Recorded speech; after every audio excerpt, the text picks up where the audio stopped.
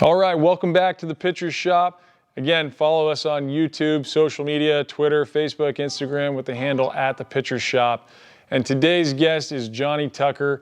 He is the minor league hitting coordinator for the Pittsburgh Pirates organization. So again, he is in charge of that hitting in the minor leagues for the Pittsburgh Pirates. And it's really fun to hear his perspective on what they're talking about when it comes to pitchers and also what really makes these hitters feel uncomfortable, what they don't like. And that's what is important for us as a pitcher, is to know the other side. It's not just, hey, what do I think makes sense? It's also, what can I do as a pitcher to make that guy in the box uncomfortable to give me the best chance of having success? So hopefully you can sit here and listen. There's a lot of good information that's coming from Coach Tucker, and I hope you guys enjoy this one. Welcome to the Pitcher's Shop. This is where we discuss nothing but pitching, the physical, the mental, arm care, strength, you name it. Our goal is to help you in your overall pitching development. Sit back, listen, because you might just learn something. All right, welcome back again to the Pitcher's Shop podcast. Again, what we're trying to do here is help young pitchers or aspiring pitchers with their overall pitching development. And that means bringing in people with all different perspectives to give us a different approach. And fortunate today, we have a great guy with us, Coach Jonny Tucker. Tuck, how you doing over there? I'm doing good, man. Doing well. Good. Glad to hear it. Love the enthusiasm just seeping right through that screen over there. It's great. I'm in the middle of spring training, actually the end of spring training. So I'm trying to keep it as much enthusiasm as I can from the monotony of spring. I'm sure you can relate. That's right. Absolutely. That's why we're trying to break it up for you a little bit and give you a nice, friendly conversation.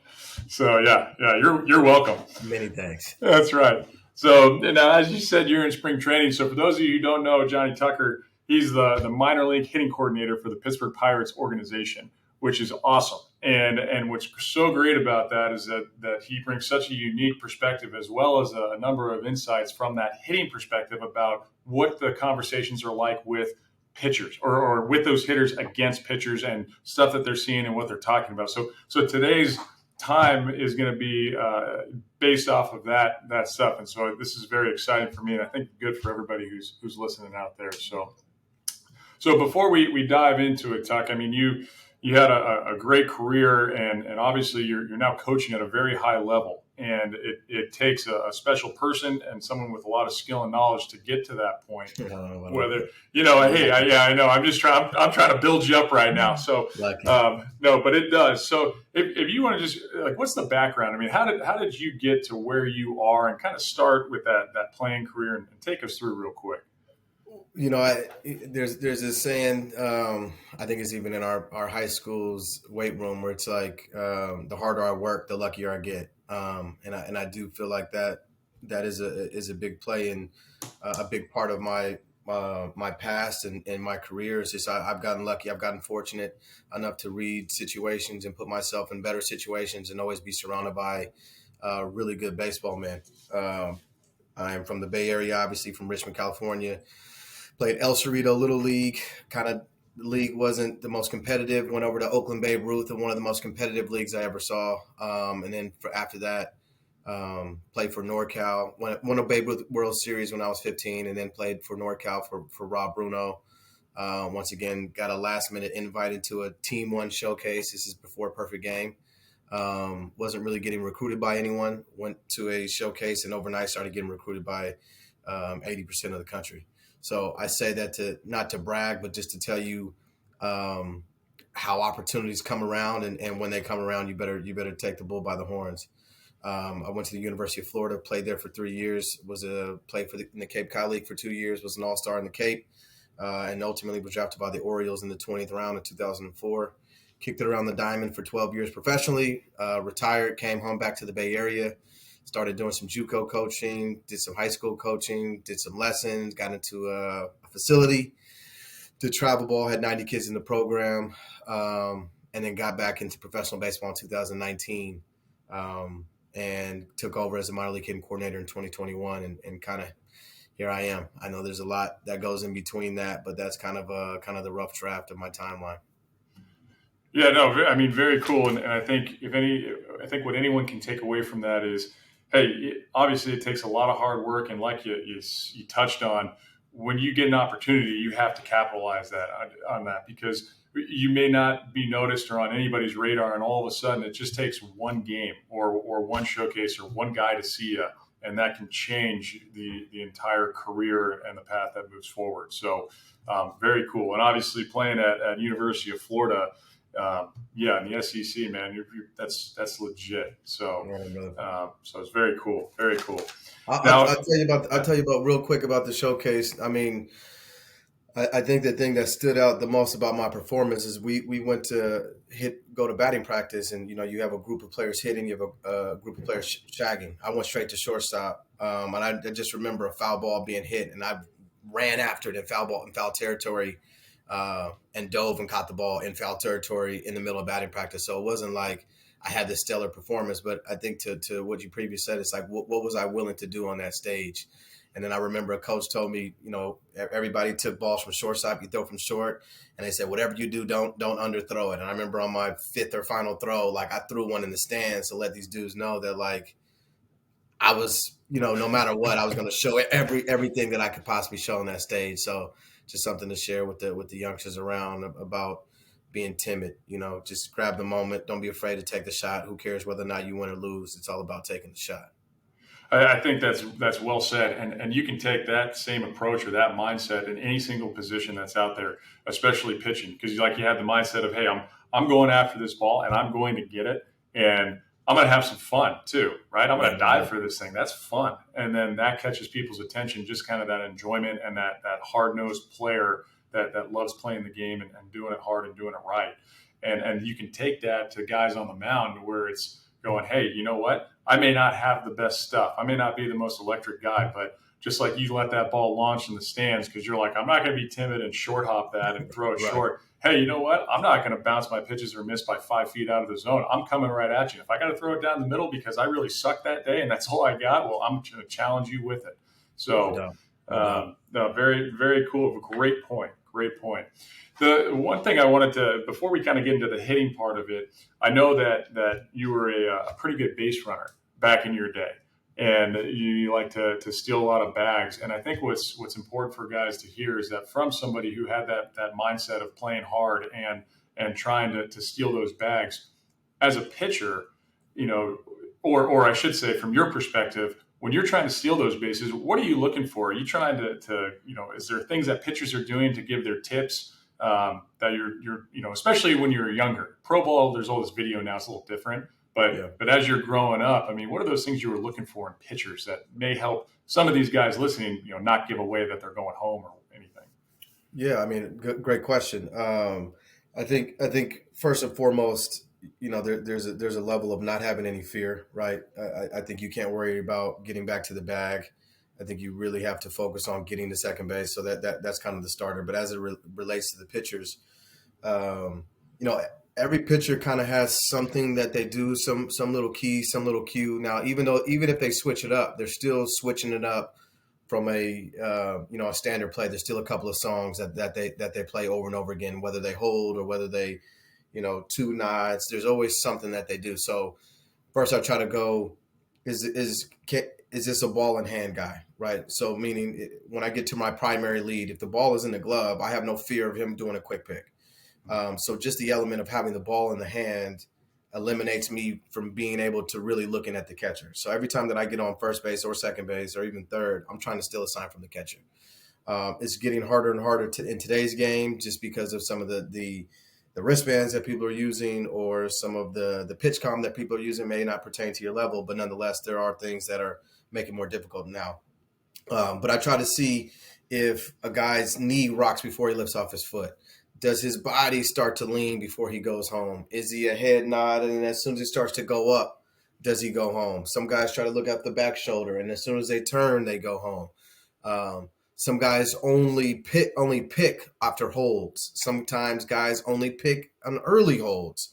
So anything that I can pick up, not necessarily knowing that this guy's going to throw or pick over on 1002, but the more that I can eliminate or put him into a corner to say he goes home, or there's action at the beginning of the hold, or there's action at the end of the hold, And then also just kind of paying attention to the game. This guy throws a lot of 1-1 sliders or a lot of 1-1 breaking balls or a lot of 0-2 breaking balls, or he throws 0-2 heaters up. I'm not going on 0-2. I'm waiting to get to 1-2 because I know 0-2 is a waste pitch.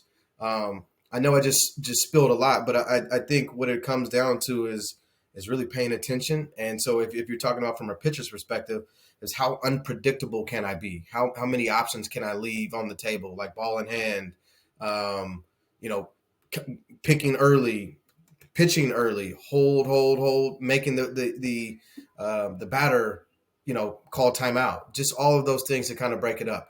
Now, obviously, there's a focus and an emphasis to need to throw strikes. So when the focus is too much on the runners, it becomes too much. You know what I mean? So there is a balance to the CRG controlling the run game. But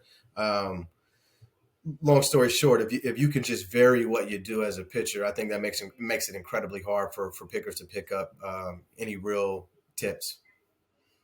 No, I think that's awesome. I mean, that information right there is incredible and so valuable to pitchers to just understand the mindset of a good base runner, a guy who's aggressive, what it is that you or some other guys were looking for to try to gain that advantage. And that can help pitchers go, okay, am I this guy where am I doing this here? Am I looking back shoulder then picking? Am I too predictable with my sequences? Even though I think that I might be mixing things up. It's not just enough to say, hey, I'm going to do a 1 second hold right now and then a 3 second hold now. I've got to make sure that am I doing the same thing with my head when I'm picking over and something different when I'm going home.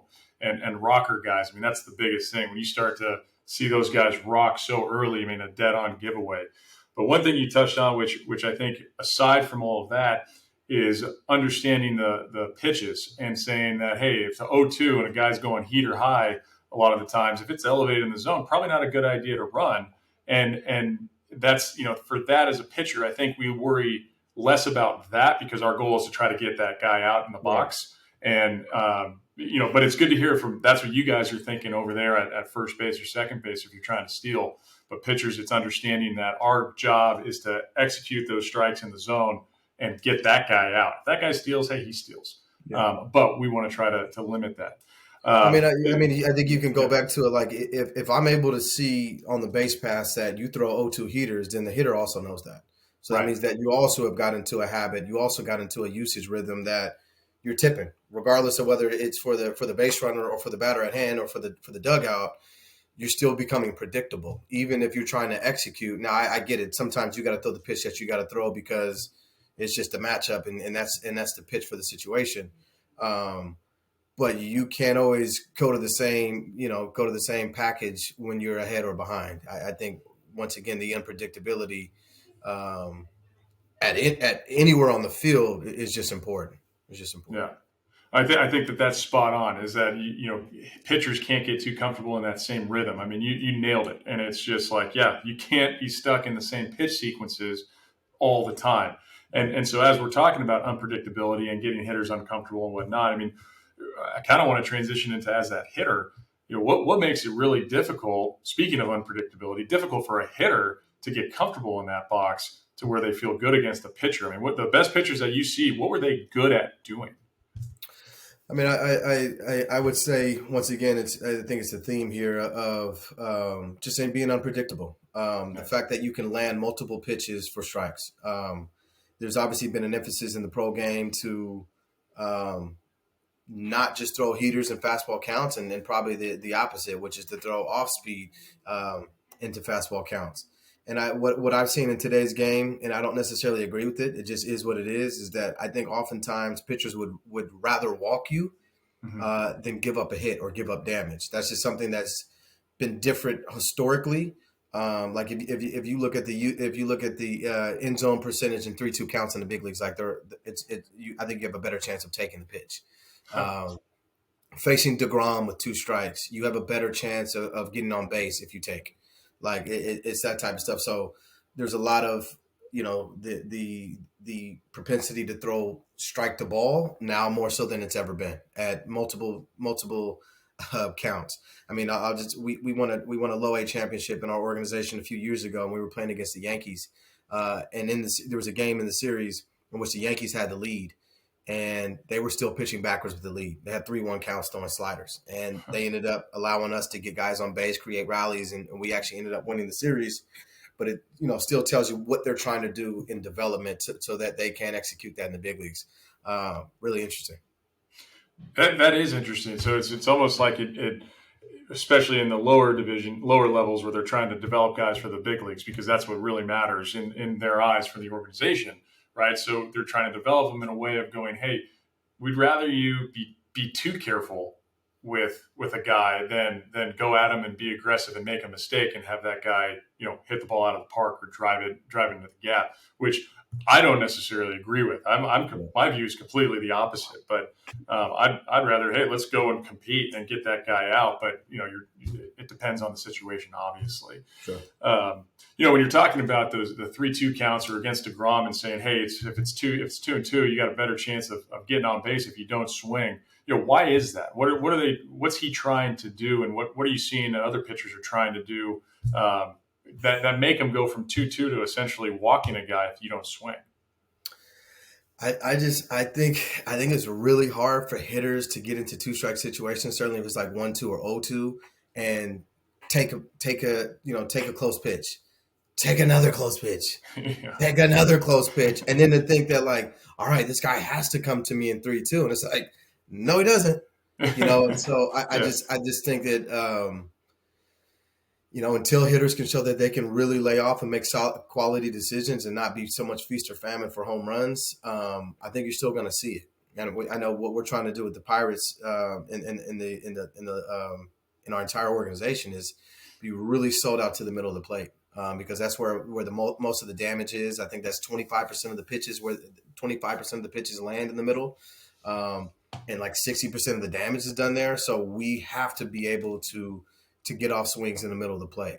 Now it's obviously you guys' job to throw strikes as quick as possible so that you can throw as many different pitches that look strike the ball.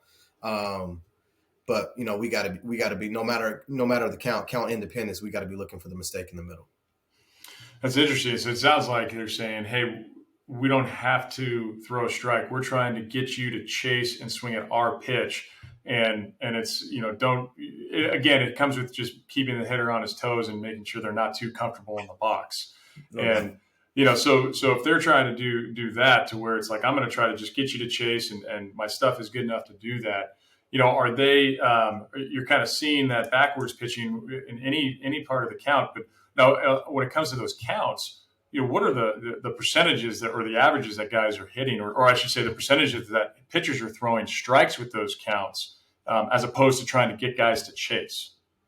So, I mean, the percentages goes down and down. Like if it's 0-2, it's like 9% of the time the pitches are in the strike zone. And then it just starts to incrementally increase as you get to, 3-2 or even counts.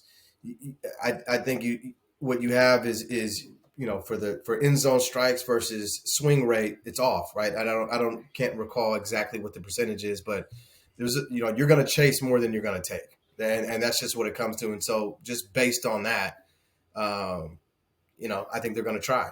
But what we've talked about in our organization is that they're trying to get to strike 2 as quickly as possible, and then trying to go to chase so that they can limit damage later in the count.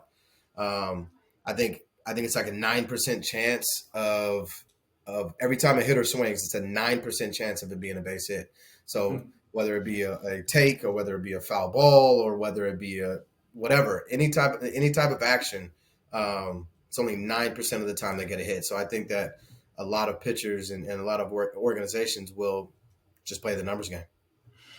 Well, yeah, if you're talking about 9% of the time, if I'm the pitcher, I'm going, hey, I've got a better chance of essentially throwing it to the thirds of the plate, not down the middle, because obviously we don't want to do that, but just right. If I'm throwing more strikes, I've got a better chance of having a lot more success instead of trying to be so fine. But that's why I find it interesting with kind of the approach of what everyone's trying to do now, and essentially stay out of the zone rather than be in the zone more. Yeah.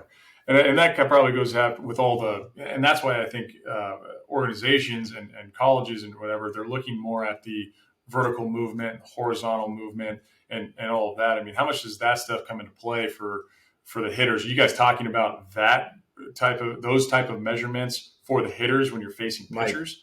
Yeah. We're talking about everything, dude. Yeah. Everything Yeah. that pitchers are talking about, we're talking about it all. So, um, as you're scouting against other pitchers, you're essentially being a pitching coach, right? I'm Yeah. seeing the usage, I'm seeing shape, I'm seeing the run, I'm seeing the cut, I'm seeing the ride, I'm seeing the fade. You see what organizations are doing. You see what people are valuing. What they want is pitches that can go to every quadrant of the strike zone. So they want the fastballs to have ride. They want the two seamers to have run. They want changeups to have depth this way, and then they want sliders, cutters, and then also some 12-6. So it's all about getting your pitches to spread out. So we talk about it. It kind of gets just like the same conversation happens over and over again. The mistake is in the middle. Because what we said this 20 years ago, that if the pitchers execute and throw pitches where they want, we're out. So we need there's a certain element and there's a certain percentage of the mistakes that we just have to hit. And so that's why I said to you about the pitches in the middle. You do most of your damage there. So there is something within you. Things look far more hittable and perceivable when you're actually looking for them. If I'm looking on the outer half, I'm going to expand off of the outer half. If I'm looking on the inner half, I'm going to expand on the inner half. If I'm looking at the top of the zone, I'm going to keep climbing that ladder, and it's even worse at the bottom. So what we're trying to do is be in the middle and expand from the middle. At least we're still in the strike zone. So that's kind of a focus of ours. Interesting. Because that's the same kind of approach, at least what I talk to the pitchers about, is that, hey, let's go ahead and let's attack kind of the meat of the plate, right? Let's get ahead early and then expand the zone late. No doubt. So same thing there. So, yeah, it sounds like you're saying, hey, for pitchers, just throw as hard as possible and be as nasty as you possibly can with the most amount of movement you've ever seen on every single pitch, and you'll be just fine. And you'll get these guys out. Yeah. And I need some strikes. Yeah, it's good. Throw some strikes in there too. Yeah, it's easy. Mix up your sequences. Make sure they're not stealing. I mean, you got it. It's a piece of cake. So, and I can tell you've been watching a lot of baseball. I like all your terminology there with the fade and the depth, and I can see the hand signals. So at least I know you know what you're talking about, because a lot of guys out there are talking, hey, that ball cuts, and you're going, no, it doesn't cut. It tails. It's running arm side. That's called tail, right? Fade with the changeup, all this stuff. So, I know that. Are you having that same thing there with just some of the older guys where they're going, hey, it's doing this, and you're like, no, hold on a second. Let's go back to terminology 101 and understand the words that we're using and what those pitches are actually doing. Is that happening there? No doubt. We have chalk talks. We have sessions in which we're educating. Today's day and age, not to knock this generation's player, but it is just different because of the data and tech that they have available. They don't have to use the same senses and skills that we used. We only were able to use the what was in front of us that day. So when a pitcher was warming up in the bullpen, we had to look at him and we had to talk to our teammates, and we had to do it while we're on defense in between innings. And then we had to rush in and hurry up and get water and then look at his 6 to 8 warm-up pitches, because that was the only scouting report we had. And then the guy who had the at-bat, the first two guys, he had to come back and give the report and talk about, his fastball's weird, it's sneaky, it kind of gets on you, it jumps, right? That's what ride is. Now we're able to quantify that. We're able to measure that. We're able to say, oh, man, the curveball is, I don't know, it's kind of going sideways, but it has some depth. Yeah, that's a slurve. That's the balls that are going to be from 2 to 7 to 8 on the clock. When now is we're just able to measure things differently, so it's forcing players not to have to pay attention. In my opinion, if you can pay attention and use the data and analytics of today's day and age, is when you really have the best of all worlds.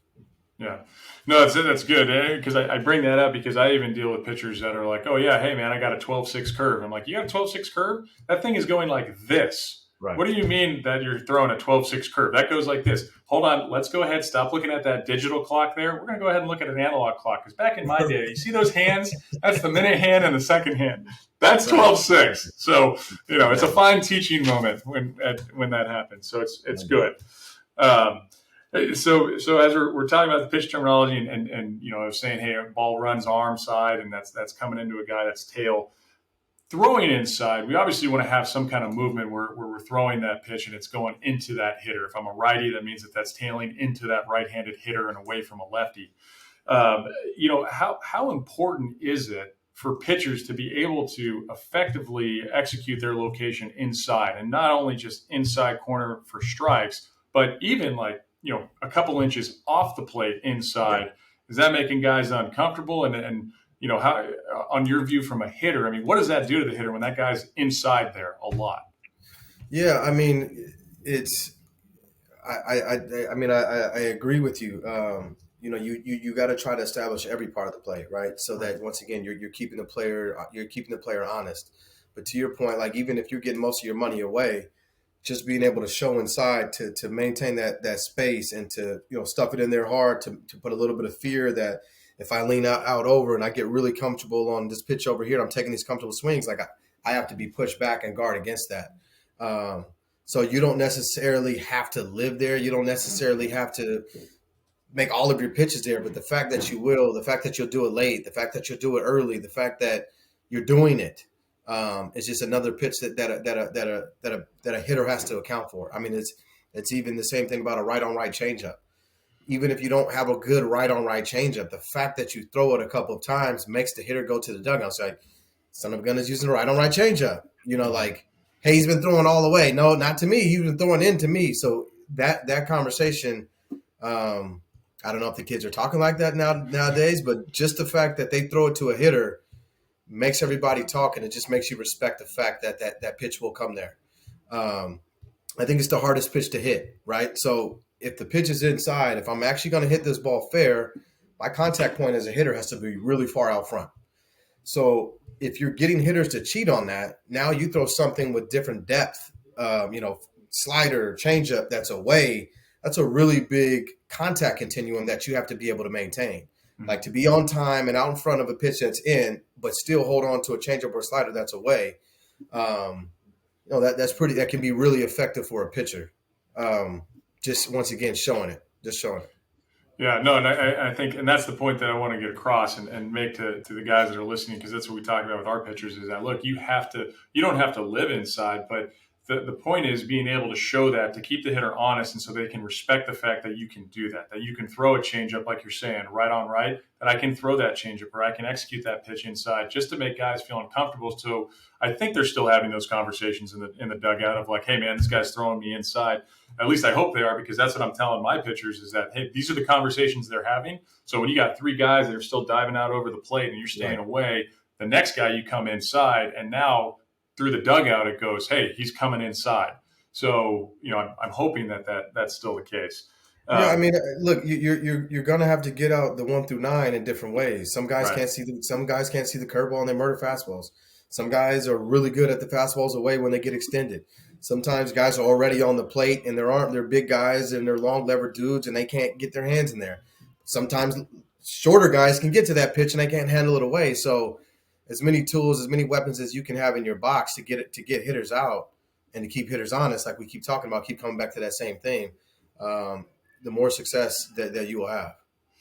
Yeah, and the one thing you touched on too was just that it can be very effective to go inside and then throw something that's kind of soft away too. And just that, where the bat has to be or your hands have to be in order to make contact relative to those two pitches is so vast. It's so different, and there's a large amount of space there. Well, are you guys using, or I'm sure, let me rephrase that, because I know you already said, hey, we're talking about everything, Mike, so figure it out.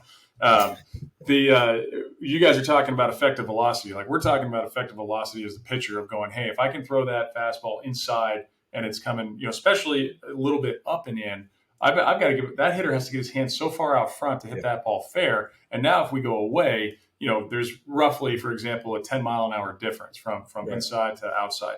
So are you guys talking about it the same way as a hitter of doing that and having those conversations with effective velocity? So we try to have what we call an external focus, right? External meaning something outside of the body, something that doesn't have to do with the movement. So whatever my sights are set up, wherever I'm looking for, I still need to be on time for the highest, most inner ball of where I'm looking. And then my adjustment, to your point, becomes away and down, right? Just based on the contact point and where I need to get my barrel there to be able to hit.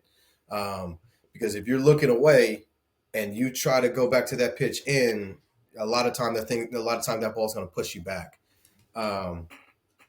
In hitting terms. Right. So yeah, we talk about that. It's not just adjustment on on fast to slow. It's also adjustment on fast to fast as it moves down and away from your body. Interesting. Interesting point there. Good. So that's good to know that you guys are talking about that. Hitters are doing that. Pitchers, we're trying to do the same thing. And so for pitchers to understand that, it's, hey, if I can throw that fastball inside, let's say I throw 90 miles an hour, it's right down the middle. Inside, if I'm a righty pitcher to a righty hitter, inside there's like 95 and away is like 85. So it's roughly like that. So it's understanding that we're trying to get those hitters out and make them uncomfortable. We can do that with one pitch, but it's all about commanding that zone and location. So, because if we can't command the zone, it doesn't matter. We've got to command it with the fastball to get other guys to chase our stuff and be out of the zone and get guys out. So I think that's a very good thing right there for guys to know. Now, when you're talking about hitting, and then say you've got guys that are getting up on the box or they're sitting back in the box, up on the plate, off the plate. With the hitters that you see at your level, because I know we see it a lot at the younger levels, where guys maybe there's a hole in their swing, and so they're trying to make up for that by where they set up in the box. Does that still apply to guys at the level where you're at? I mean, you're running this whole minor league organization and from the hitting side. Are you seeing a lot of guys doing that still, or I guess what do you guys? Yeah, I don't think there's the same awareness on in box positioning as there once was. I just remember growing up and saying that Will Clark never had consecutive at bats standing in the same spot. I remember my college coach made me get up on the plate because he made me scoot up and a little bit back, right? And he said that now you get the sinker higher and you catch the slider before it breaks. I don't know how much it helped me, but I remember having confidence in that small little adjustment that didn't take my swing to do it. So there's actually logic in both sides, right? Like I can get on the plate to say, hey, I want everything to be in, or I say, hey, I'm going to get on the plate because I'm going to make the son of a gun really uncomfortable to put this ball in there. Right. So I think the strategies can kind of be the same, right? And you could say the same thing for backing off of the plate. You say now, I make everything away from me and I get a little bit more extension. And if that guy really is trying to bust that ball in, if he's going in, it's a ball because I'm off of the plate. So you can kind of see the logic and the strategy in both ways. I just think that, you need to think, right? Like what are you trying to get him to do? How does he respond to this? Because some pitchers really, really will get really uncomfortable if you get on the plate, just purely. Right. They don't want to hit the guy. Like no pitcher wants to hit the guy because he doesn't want to hurt him and they don't want to put him on base. Any one of those two reasons. And so right there, you're making a change and you're making that guy out there uncomfortable. You're making him adjust to that.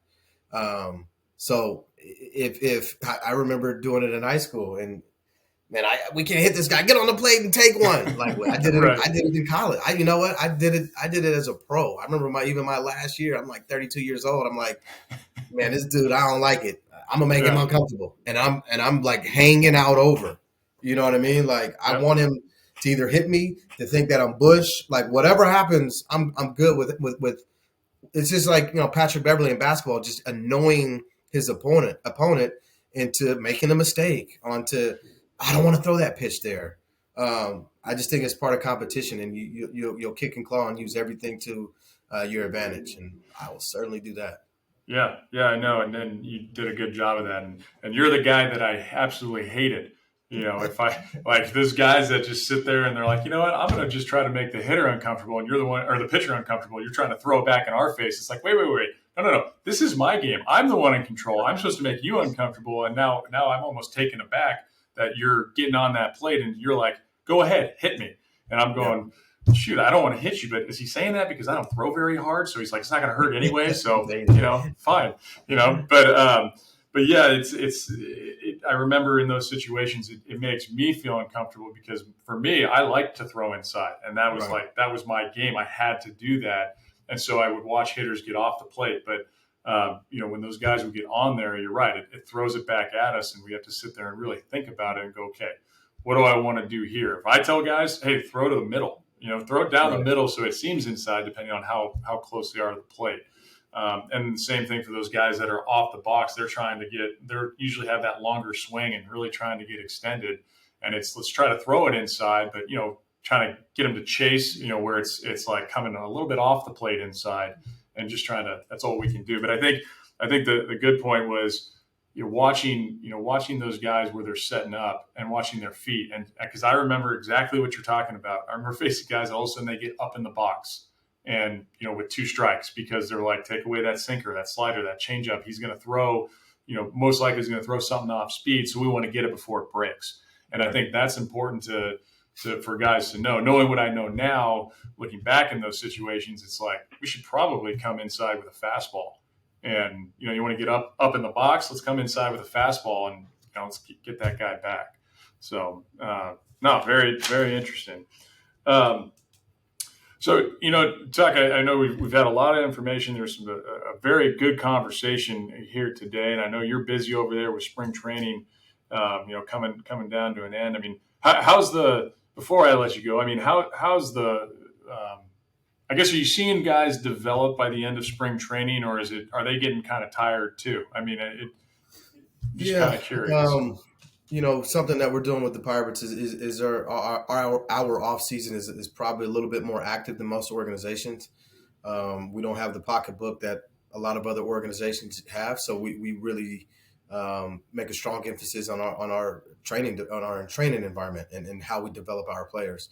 Our players have been in our custody for longer than just spring training, and they're ready to get after it. I wouldn't say it was just like the strides necessarily made at spring training, but I would just say it was the strides that we were made from the end of last season till we're about to tee up right now. This is kind of like the first year in our organization since I've kind of been a part of it, in which not a lot of guys moved up in levels. So guys are getting a year older and they're staying at the level that they were previously at because we were really young the last few years. So, even for coaches in particular. So I'm excited about this year just for that regard. It's like, man, we almost went to states as a junior. We're going to be ready your senior year. Like that's how I feel like it's going to happen. Yeah. Like these dudes are coming back for their senior year at AAA. They're coming back for their senior year in AA and high A and low A, and even the complex. Some guys are repeating all over the place. So that second time around is oftentimes a big year. So I'm excited to see how it turns out. We already won last night in the big leagues. We're 1-0. We're tied for first place. I don't know if we're going to be tied for the other point in the season. Please don't air that. Oh, I definitely will. I'll say, look at him getting ahead of himself. 1-0. There's only 161 games left. Hey, so right now we're on pace to go undefeated. O'Neal Cruz is on pace to hit 162 homers. I'm good. I'm expecting the Pirates then to have quite a year. So let's go. That's great. Hey, that's good. It is. I think it is. I mean, we lost 100 games the last 2 years. Yeah. I think this year we're gonna be significantly better. Honestly. Good. Well, no, I certainly hope so. And that sounds promising. And I know you're excited over there. And that's going to be very cool to see how it unfolds this year for the Pirates organization as a whole. The last thing here is just, is there any advice that you have for guys that, not just pitchers, but even just young guys in general that are trying to make it from, JV to varsity to college and college to the next level? I mean, what advice do you have for those guys to help get them there? That's a really good one, man. That's why I ended with it. I mean, it's always going to be like play hard, right? Like that should just always be there. So I'm not going to say play hard, but I honestly, as we talked about a couple of things in this conversation, like just learning the game, and just because a lot of times guys are trying to just match up and play straight up. Like there's so much advantage to be taken. And I'm glad you asked that question. One thing that we're trying to do with the Pirates in particular is we're trying to be better than the industry at being opportunists. Like people don't run the bases as hard as they once did. People don't look for the margins. People don't steal signs. People don't, tag from first base. People don't double steal, fake, squeeze, slash, like whatever you can to take advantage of your opponent, do it. Right, like period, because like what we're seeing today is everybody's trying to hit home runs, and you just don't see the same grit baseball players that you once did. So I think there's a demand for that. I think there's a spot for that type of player who may not be the most talented, but he's always in the right spot. He always throws the right pitch. He takes the right pitch. He fouls off the right pitch. He calls timeout at the right time because the pitcher ran over on a comebacker, and the third baseman knows that he needs to give that guy a blow. It was a long inning on defense. The guy called timeout to tie his shoe so that he can give his guy a breather. Like, it's those things that make your team better that don't show up anywhere, but always, in my opinion, matter.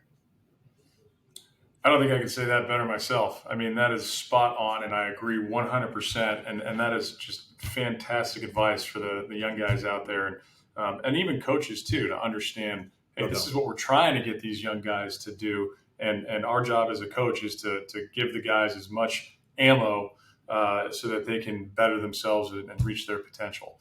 So very, very well said. That is awesome. So, I think that's all I have for you today, Tuck. So, Jonny Tucker, we really appreciate your time, your insight. I mean, it's so valuable. I know you're a humble guy over there, but it really is valuable to hear what you have to say and to be able to pick your brain and see that mindset. And I think it's like I said, if you're in an organization with the Pirates, I'm very excited to see what the Pirates will be doing this year, because they've got a good guy right over there. So thanks for joining us today, Tuck. Appreciate you having me, Mike. It was awesome to do it. Anytime that I can talk baseball with somebody who can, certainly hold up their end of the conversation, I'll be always pleased to do it. So, let me know if you need some words in the future, and I'd love to do it again. Awesome. Well, I think I might have to take you up on that. Maybe we'll check in and see if the Pirates are 60-0 and coming up here soon, right? So, all right, well, great. Yeah, that's right. So, all right. Well, Jonny Tucker, the hitting coordinator for the Pittsburgh Pirates minor league organization. I mean, again, just such a great mind to be able to pick. So hopefully you guys can take away some information from here. If you're not able to take anything away from today with value, then I don't know what you're doing. You need to find something else to do, because there's a lot in there.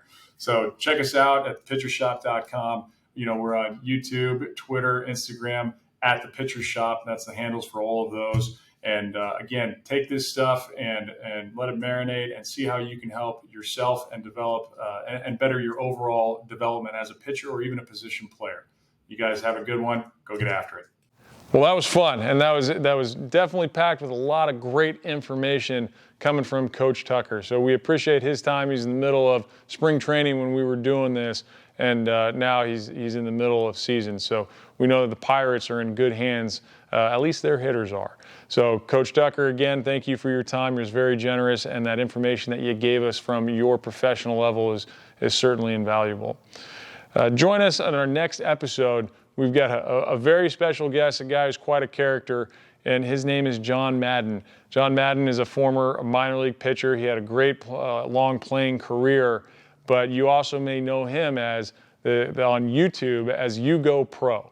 So on his channel, he's got over 270,000 subscribers on YouTube. He's full of information. He's really fun to be around. And of course, he's developed a great program and built a great brand and business. So it'll be great to hear what he has to say.